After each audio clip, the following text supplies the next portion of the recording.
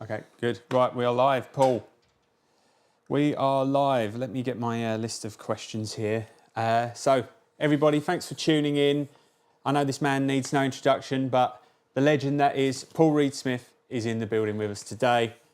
We've already had a fantastic day shooting some great content with Jack, and we had a really nice lunch earlier. We've been playing some guitars, some old guitars as well, you know, and we've just been catching up on, you know, everything that's been happening over the last couple of years, and yeah, it's been cool. And I've been spouting old English rock tunes that I love. You've been putting Jack on the spot. Well, he's a gifted guitar player. He is. He's very absolutely gifted. But I like it when people kind of make him feel a little bit uncomfortable and try and push him out of the zone. I was trying to describe. He was trying to give him some help. No, I wasn't trying to help him. I was trying to. He's so gifted. I mean, what's in his hands is magic, right? He's and got I was it. just talking to him about singing in his hands, you know.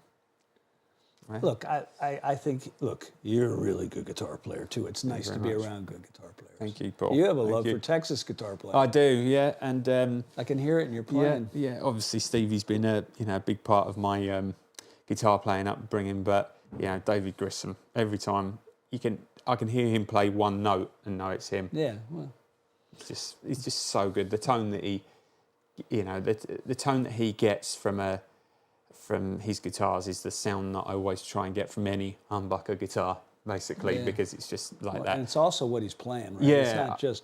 It's not just the sound of the guitar, it's him. Yeah, he's got so many of those beautiful mixes of some great country and Billy Gibbons, in there, that kind of stuff, so.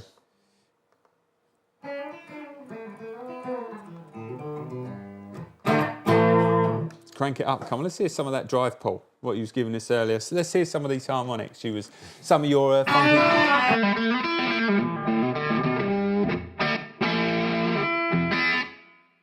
Sounds good. I can tell you're playing a mile off as well, because what you do with your right hand, like the funky under the tunnel note that you was doing a minute ago. That comes from old Free. Yeah.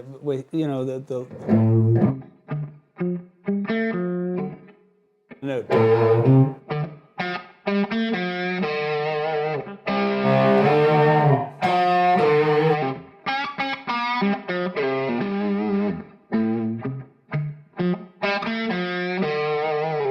A sound. Killer sound. The guitar players, David Gilmour was chirping all the low notes, Yeah, it's just so dynamic, and I guess it's a thing you don't really learn unless you play through something like a non-master volume amp. Everything can be done for you on the floor now or on the amp, multiple switching stuff and all that. But I tell you, it's a hell of experience. And we were talking about this amp earlier, and how good Hendrix actually was to get all those tones and those dynamics out of that rig. For me, it came from Billy Gibbons, I guess.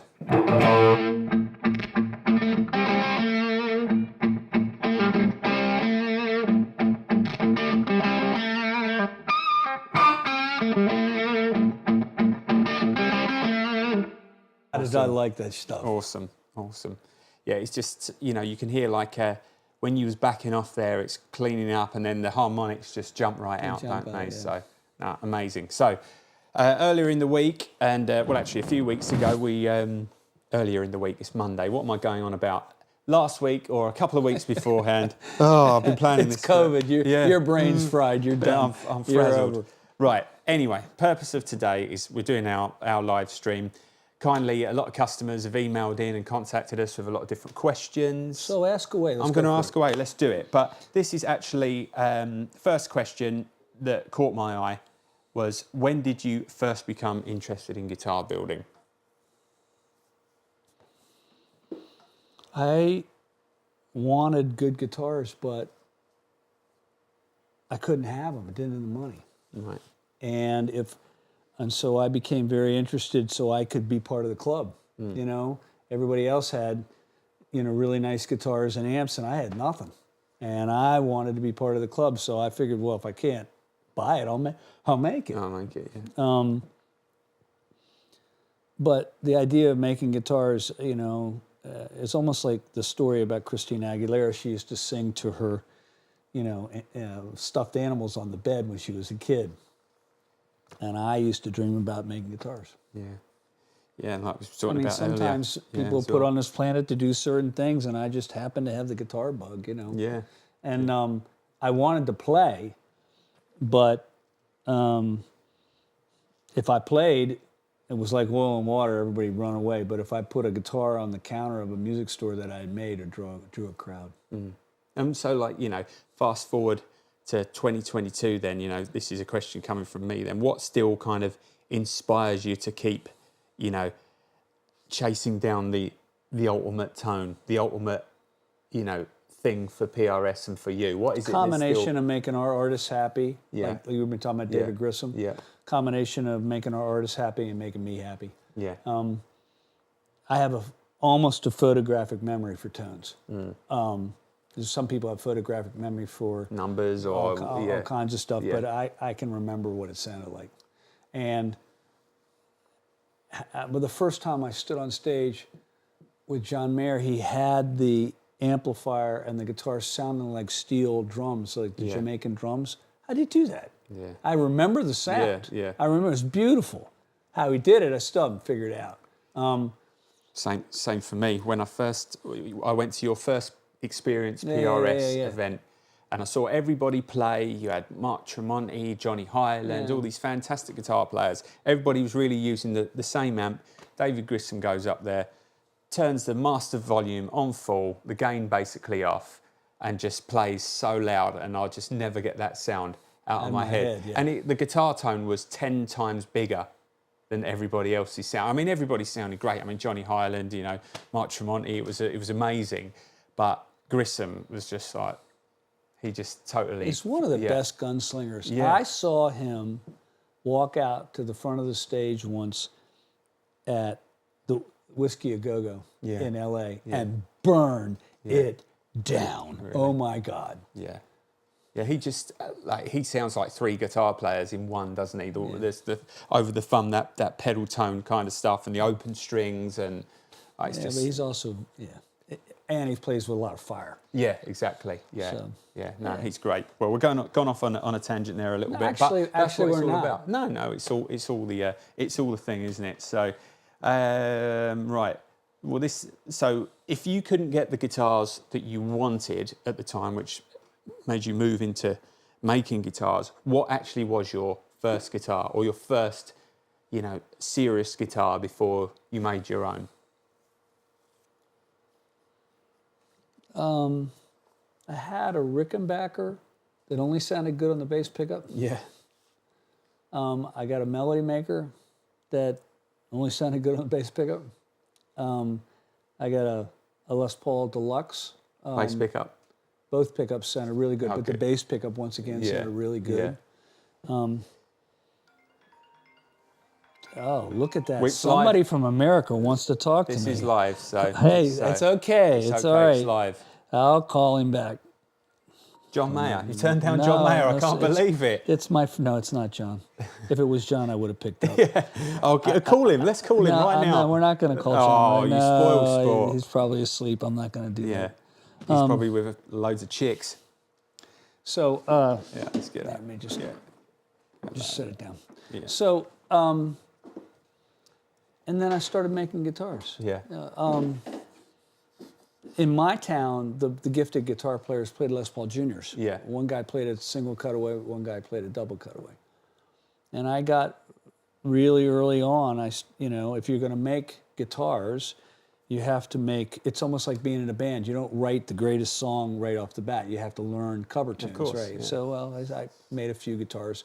But by the 3rd, 4th guitar, I was making my own guitars. Yeah. And when you finally got it together and you thought I've got something special here, was Carlos the first name on the list? No, it wasn't. Adrian Ballou let me make him some guitars for a tour in Europe. Mm-hmm. And when he told me how to wire it, I wired the guitar up the way he wanted me to wire it. I was stunned at the sound that came out of it. And that was the beginning of getting all the in-between sounds. The story of how I met Carlos and what all that happened is well documented on the internet. It's in the book. It's all kinds of places. It's a long story. It takes about an hour. Sure. I'm not going to do that right now. No, But I did ask Carlos, is that the way you remember it? He goes, yeah, that's the way I remember it. Yeah. That was the end of that conversation, which Fair I really enough. liked. Yeah. But look, when I made that first guitar that he got really famous for, I remember shipping it, thinking it was magic. And all the notes fed back through my little Magnatone amplifier that I had. And I knew it had something. And he ended up using it for years and years and years.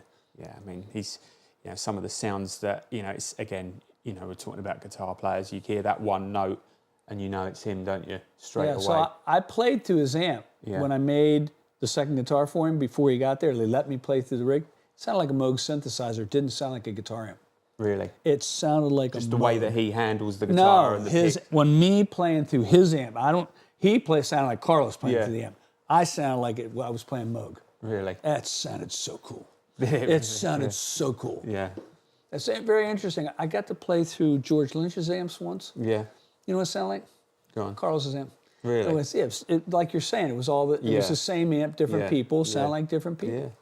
I was really surprised. I said, well, that sounds like Carlos's amp. Yeah.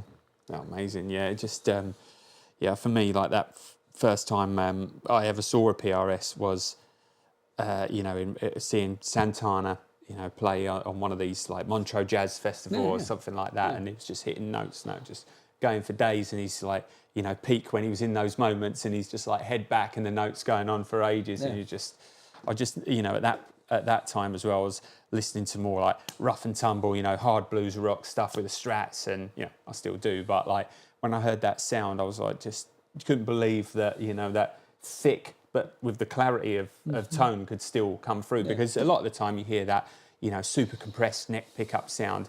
When fast runs happen, you can't hear anything else. It's the treble. It's the treble, but with the tone off, is it? No. No. No. You just got fat toned fingers.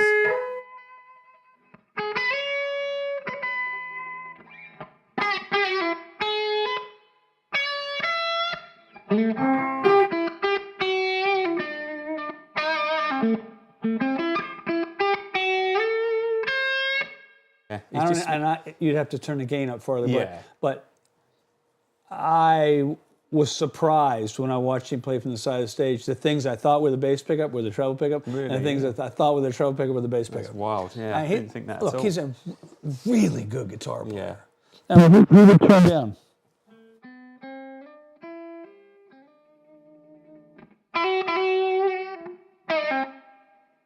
Guitar player. Yeah.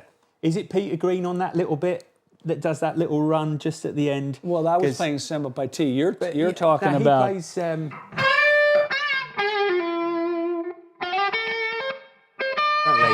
apparently on that very last bit, there's a tiny small bit of Peter Green on there. I'll find it and I'll play it to you later. I'm sure look, if you steal from one place, it's stealing. Yeah. You steal from 10 places, it's research. Carlos has done his research. He knows how to play. He can play. He can play almost anything. Yeah. I mean, he's very, very well researched. He once said to me, he says, "Have you ever learned the solo in Light My Fire?" And I went, "No." He says, "It's almost impossible to play." He had learned it note for note. Really? Yeah. I'd love to hear him play that. Look, Gary Moore, you name any, they're incredibly well researched. Because they're just immersed in the guitar, aren't they? Yeah. I mean, David Grissom got a chance to play with Robert Plant. He said, unbelievably well versed in any old blues tune. Yeah. Knew them all. Oh yeah, I can believe it. Yeah. I mean, the roots are entirely there, aren't they? And they just immerse themselves in music. We've got too many distractions now. These days, that's why we don't get immersed so much. Right, let's get back to the questions. So, let me find. We've covered Carlos there. All right, where are we? Is there anybody that you'd really love to build a guitar for that you haven't done already? And if the answer's no, that's fine. Of course, yes. Who would be your number one then? If you could get them to. I could dig Hendrix up. Yeah. Well, I could dig Ray Vaughan up. Yeah, I wish someone could do that. That's for sure.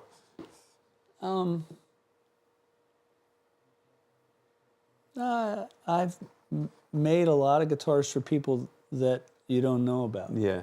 I actually made a guitar for Jimmy Page at one point that he used on the Outrider tour. It's in the movie. Yeah. Sitting on a stand. Yeah. He's not playing actively now, but if he did it again and he was playing a PRS, that would be marvelous. Yeah, well, I've seen plenty of pictures of him using a McCarty with a trem. Yeah, and by the way, he was really good with a trem. Yeah. You don't think of Jimmy Page as a tremolo guitar player. Oh, on the Outrider tour, he used that thing meticulously. Yeah. It sounded beautiful. It was designed to do, the trem was designed to do that Jeff Beck vibrato. Yeah. And Page was great at it. Look, to see Jeff Beck playing a PRS live every night would be, but I don't push it. No. There are guitar players that I would just love to make guitars for. But, it's a symbiotic relationship between the guitar maker and the guitar player. And, we've got our hands full now, you know, and I we just released today when this thing goes out. We're releasing it tomorrow. This is live. This one's live. All right, so tomorrow a guitar tomorrow a guitar comes out. Yeah. That's a big deal for me. Yeah, people are going to flip when they see this. Yeah, so the pedals just came out. Yeah. We can talk about that. Yeah. I got a message from Kenny Greenberg this morning, who's, one of the best guitar players in Nashville, using the new Wind Through the Trees pedal. Yeah. We're just learning how to use these things. I don't know. I mean, I would have loved to have made a guitar for Django Reinhardt. I would have loved to have been able to make a guitar for a lot of people. Some past, some present. I got a chance to make John McLaughlin guitars. I mean, give me a break. Yeah. I got a chance to make Gary Moore guitars. That was just lovely. Yeah. He was an endorser for a minute, and I never pushed on him. He was just wonderful to me. Yeah. I'll tell you what just happened. Simon McBride is now the guitar player in Deep Purple. He's got that big gig finally after all of these years of kicking ass. And he did that first solo record in my place, and he played brilliantly. Yeah. I'm so excited for him. Yeah, it's great. All the hard work pays off in the end. Well, he's killing it. Yeah. They're just excited. Yeah. He's killing it. He's so good, isn't he? Yeah. So good. So now, I'm searching my memory banks, and nobody's coming to mind right this second, although, what Wolfie did at Taylor Hawkins at Wembley, playing Hot for Teacher. I mean, if I get him playing a PRS, that would be awesome. That would be amazing. He murdered it. Yeah, he absolutely decimated everybody. I think that was so good. There was a lot of talk that it was like a backing track or something like that, wasn't there? There was a lot of people saying that. Oh, that's not fair. He played that. What's remarkable about it is he didn't look down. No. He only looked down for a little bit of the solo. But when he went up high, the lilt that his father had was in his hands. I was like, oh my God, are you that good? Yeah. I mean, and the bass player was out playing most of the guitar players on the stage. Yeah. I know, it's killer. But the another part of it, another one of the questions. So this is kind of a two-part question to the first question about the artists and stuff is, so when you do work with an artist, how close or how much input do they kind of have versus? They have complete control over it. But how many times do they come in and insisting on a really bad idea that you have to then say? Not that often. No. No, you don't get that famous being ungrounded. It doesn't work. No. Sometimes I'll go, that won't work. And they go, okay, what will work? And, we go back and forth. When John Mayer showed up, he needed a tool to play in the Grateful Dead. And he went through every pickup we had, every scale length we have, every neck shape we had, every body shape, everything. And we finally designed a guitar. And he kept flying to PRS trying to design something that would do the job for him to be playing in the Dead. And he did it. And he did it big time. And the Silver Sky was like, I don't play that kind of guitar in my own band, so we're going to have to do this. And I said, okay, fine, let's go. He was insistent about almost everything, and I had no problem with it. I had when David Grissom wants something, he's playing the guitar now. It's got a single F hole in it, right? He's killing it. Yeah. And he wrote me a note. He says, "This thing's a monster." He's happy. David holds my hands to the fire. Do you know when he goes to clinics, he won't bring a guitar. He's got to take one off the wall and play it. Yeah, really. It's courageous. Yeah. Yeah, he always just nails it though, doesn't he? Huh? He just nails it every time. Yeah, he's really something. Yeah, he's great. So, I'm comfortable working for the people that we're working for, and we have new artists every single day that we're trying to make happy. Yeah. Well, not a guitar playing artist, but a legend in the guitar world was, of course, Ted McCarty. Yeah. How did that relationship happen? And I know again you've spoken about it before, and asked him if he would be a consultant, and he said he couldn't fly, and so I went and saw him. And the second time I went, at the end of the meeting, he got really angry. And I said, "What's wrong? What's wrong? What's wrong?" He says, "This is how I made my living. Nobody's asked me these questions in 30 years." It pissed him off. Really, yeah. And he ended up being like the grandfather that I didn't have the relationship with. And I adored him. He was a champion. He would be asleep in the wheelchair. Yeah. He would wake up, do the interview, and go back to sleep. Now, he was spectacular. He was a real champion.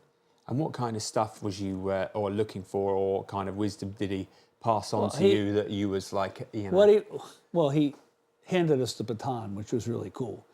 But the better part was that I could check what I suspected happened, and he would tell me what really happened. Really, yeah. I mean, I'll just tell you a story. Well, when they were gluing the tops on the old Les Pauls and gluing them together, he said, we did them with radio frequency machines so that it would boil the glue and it would dry instantly. He says, "Yeah, you could go near the places where we glued them up and hold a light bulb without it plugged in, it would light up." In other words, there was so much electromagnetic energy in the air that it would literally light the bulb. He said, "I don't think OSHA lets you do that anymore." Yeah. In other words, you were literally standing in a microwave oven, and it was lighting up the, if you put a CD in a microwave, it goes berserk, right? Yeah. I thought that was funny. Oh, that's cool, isn't it? All those old cool stories. You wonder, like, how many of these things sometimes were happy accidents that, turned into, like... Not my experience. My experience is that they tried everything. Yeah, until they found, with the tools they had, what could they do?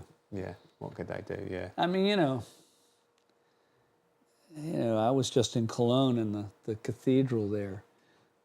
If someone say, "I can't do this with a computer system," every line's perfect in it. They didn't have a computer system in it. No. Oh, no. They knew what they were doing. Yeah, it's incredible. You just don't see that sort of... those sort of beautiful craftsmanship and buildings like that anymore. Yeah. So, right. So, talking of artists, and also the Big Foos gig. Obviously, Joe Walsh came out and absolutely nailed it, didn't he? And how did you first get involved with Joe? And what have you called learned him up? from... Said, "I think that's something you might like." Yeah. And he'd been trying PRSs for years, and at one point he came to the factory, and he was just beaming walking around the factory. He was in a place making guitars, and he's got guitar written on his bones, you know. So I called him up. I said, "I've got something I think you'll really like." And he said, well, he'd be willing to try it. And he called me back. He said, I really like this guitar. And he said, I shot it out with the James Gang guitar and the Hotel California guitar, and I like this guitar better than those two. And I said, well, you're in a position to be able to tell the world about it. He said, oh, I will. I just got invited to play at Wembley. I'll play the guitar at Wembley. And I was beaming, sitting there watching it. Yeah. At Bob Clearmountain was at the live stream, from what I've heard, was at the live stream send, and he turned the guitar up loud. Where it should be. Well, the vocal was loud and the guitar was loud. Why not? It's Joe Walsh, right? Yeah, do it. We want to hear him. Come on, Bob, turn it up. But I didn't say anything. No. But I got notes from him when he got home. He was very appreciative. I think the world of Joe Walsh. Yeah. But he goes, I said, I think I got a better one than the one you have. He goes, that's not possible. And I was like, yeah, it is. He goes, no, it's not possible. I said, I'll play it for you over the phone. He goes, okay, do it. And so it's very common for me to play a guitar over the phone for people so they can hear what we're working on.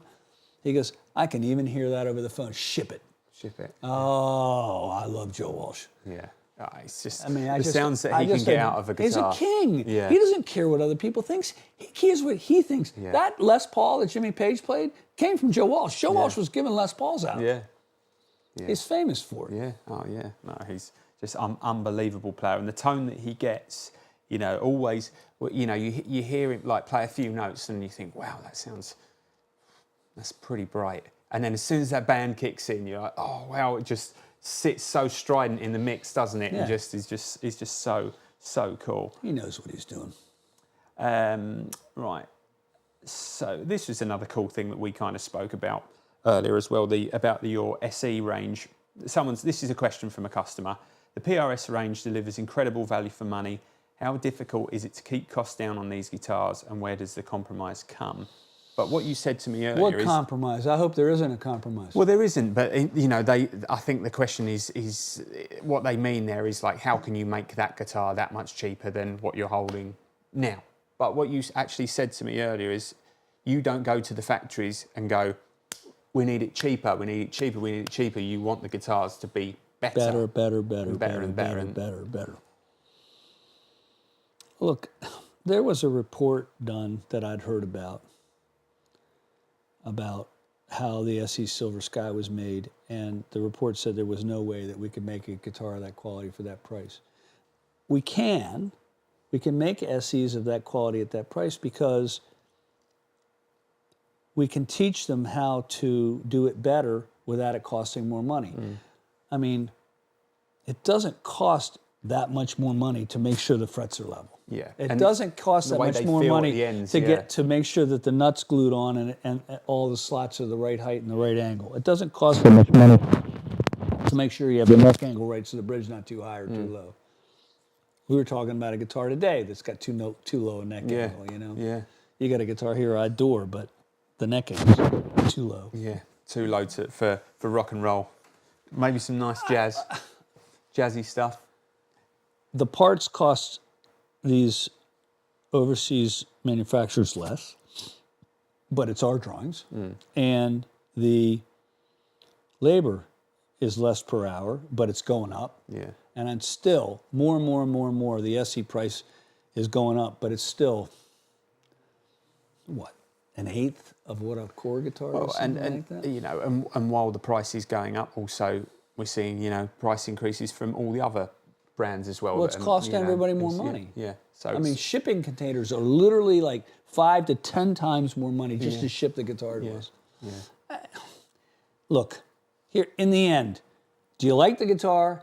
Does the guitar do its job? Can you play music on it? Are you happy when you play it? And did you get your money's worth? Yeah. Well, and when we're doing quality meetings and we open cases just like you do, Yeah.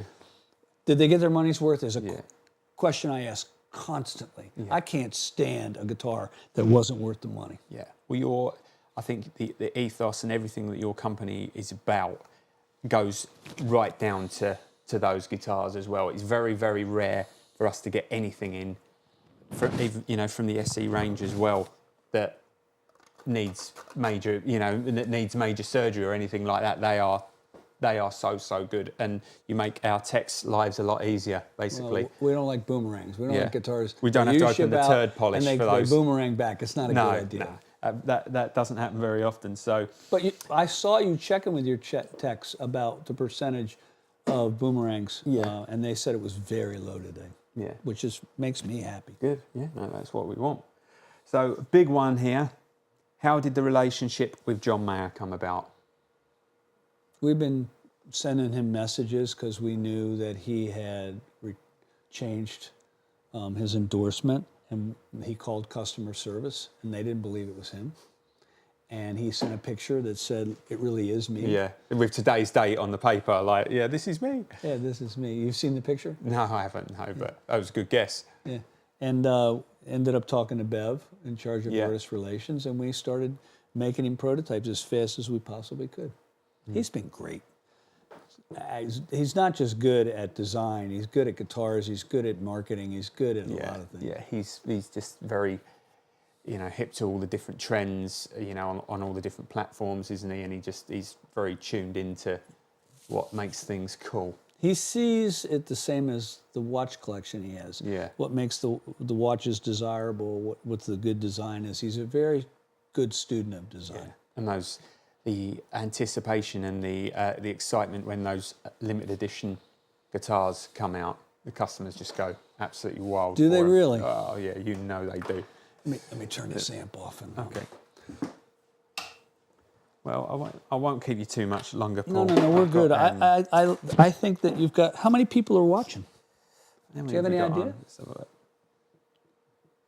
We've got 300 watching right now. That's great. Actually, why don't I have a little look, see if there's any sensible questions from the live audience? Oh, I got caught once with a bad question. I told you about that earlier. Yeah. They got me good. It was early on when they were doing Periscope. Hey, do you want to comment on this one? How Yeah. come you guys get the nut on an SE Perfect, but Gibson can't get their nuts cut right on $2,800 models? I have no idea. Let's move on. No, wait. Move on. I have no idea. But I can tell you, we spent a lot of time and we have these dial calipers for making sure the nuts are cut right. Yeah. Well, there you go.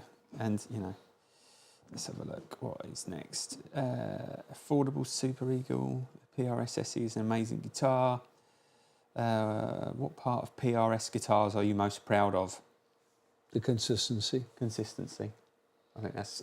I'd agree with that. I think the design. The other thing I'm proud of is when I see somebody buy a guitar that had nothing to do with artist relations, and they're using it in a concert and they're killing it. When I saw Joe Walsh on TV playing Rocky Mountain Way with the slide on a Mira that I had nothing to do with other than shipping it out the door, that made me happy. Yeah. That's so cool. So cool. Right, let's see what else is left on the questions. Yeah, I'd like to know this actually. Could you tell us anything about the telly-style PRS that Miles Kennedy was pictured with recently? I don't know what you're talking about. Okay, next question.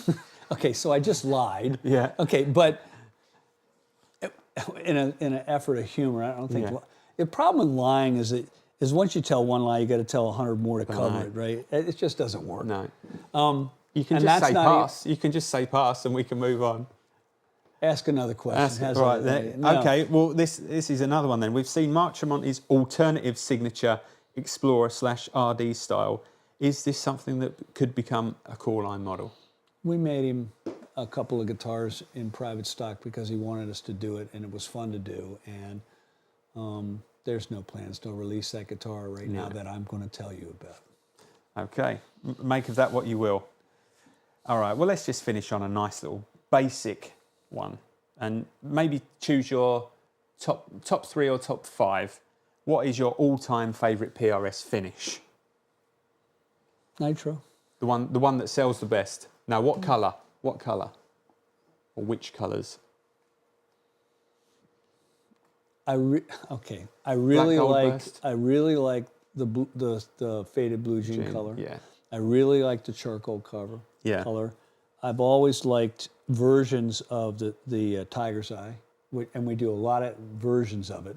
It can be always from Tiger's Eye always to an exaggerated yellow. Yeah. It's hard not to like guitars that are the color of violins and the color of guitars. The color of a guitar originally was yellow. Yeah. So you had, Les Pauls with yellow middles and red edges. You had Stratocasters with yellow middles and black edges. Violins have been, kind of a deep amber, sometimes orange, but more on the dark yellow side. So there's a love in my heart for those kind of colors, the violin colors. In terms of our sales, it's definitely like, we sell a lot of, like the colours like what you mentioned, but... there's a gray guitar with a purple burst. There's a yellow guitar with a light gray burst, and then there's a faded blue jean color with a blue burst. Those like a charcoal cherry burst. And then you've got an old guitar over there that's faded. Yeah. I don't know. Look, I wish we all made one color guitar like violins. I would rather be way more focused on how it sounds and how it plays. How it sounds, how it plays. How it sounds, how it plays. But 80% of information is brought on with people's eyeballs, so how it looks is really important. Yeah. And it's gotten to the point where, if if Gibson, it was 1959 again, making all, 1,500 guitars the same color just wouldn't happen. If you only had a blue one, if you only had an orange one, if people want one-of-a-kinds now. Yeah. And you sell a lot of pretty close to yeah, one-of-a-kind. So that's, the market has gotten very spoiled on what they can get color-wise. Yeah, But in a weird way, we started it.